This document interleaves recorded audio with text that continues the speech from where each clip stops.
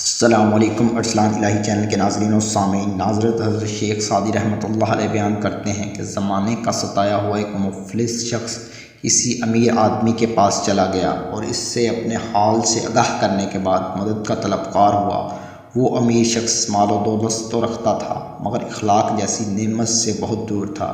اس نے اس مفلس کو خوب ڈانٹا اور اپنے ملازموں کو حکم دیا کہ اسے دھکے دے کر باہر نکال دیں۔ اس مفلس شخص کا اس بد اخلاق امیر کی یہ حرکت بہت ناگوار گزری۔ اللہ نے اس امیر شخص کے ساتھ ایسا کیا کہ اس کی تقدیر بدل گئی اور پے در پے نقصانات کی وجہ سے اس کے املاک برباد ہو گئیں اور وہ اس عزت سے محروم ہو گیا جس کی بنا پر وہ مغرور ہو چکا تھا۔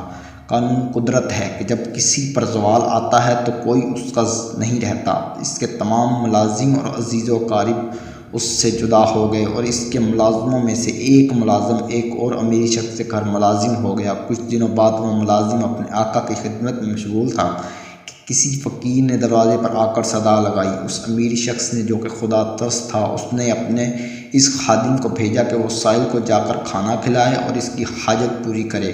خادم کھانا لے کر گیا اور جب وہ واپس آیا تو شدت غم سے بے حال تھا۔ اس کی آنکھوں سے آنسو جاری تھے جیسے اسے کوئی بڑا صدمہ پہنچا۔ اس امیر شخص نے اس کے گریہ زاری کا سبب دریافت کیا تو اس نے کہا کہ وہ شخص جو دروازے پر صدا لگا رہا تھا وہ کسی وقت بہت زیادہ دولت مند تھا اور میں اس کے ملازموں میں شامل تھا۔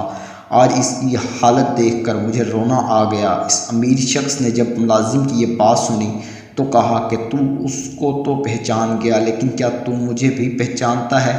میں وہی مفلس شخص ہوں جو اس کے پاس اپنا سوال لے کر آیا تھا مگر اس نے مجھے بے عزت کر کے گھر سے نکال دیا تھا۔ آج تو اسے جس حالت میں دیکھ رہا ہے یہ اس کے برے اعمال کا نتیجہ ہے اور اللہ نے اسے اپنے فضل و کرم سے نوازا تھا۔ وہ فرعون بن گیا تھا، اگر وہ ایسا نہ کرتا تو آج اس کا یہ حال نہ ہوتا۔